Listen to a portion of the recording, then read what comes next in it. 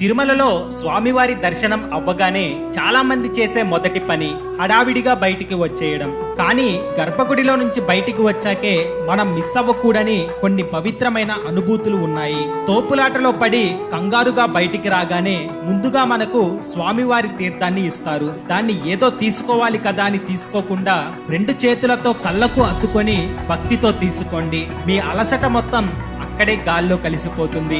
లోపల రద్దీలో స్వామివారిని తరిమితీరా చూడలేకపోయామే, మన కోరికలను స్వామివారికి చెప్పలేకపోయామే అని మనసులో ఉంటుంది. దానికి ఒకే ఒక్క పరిష్కారం ఆనంద నిలయం పైన ఉండే విమాన వెంకటేశ్వర స్వామి. బయటకు రాగానే తల ఎత్తి స్వామివారిని చూసి దండం పెట్టుకోండి. సాక్షాత్తు లోపల ఉన్న మూల విరాట్ను చూసినంత పుణ్యం వస్తుంది.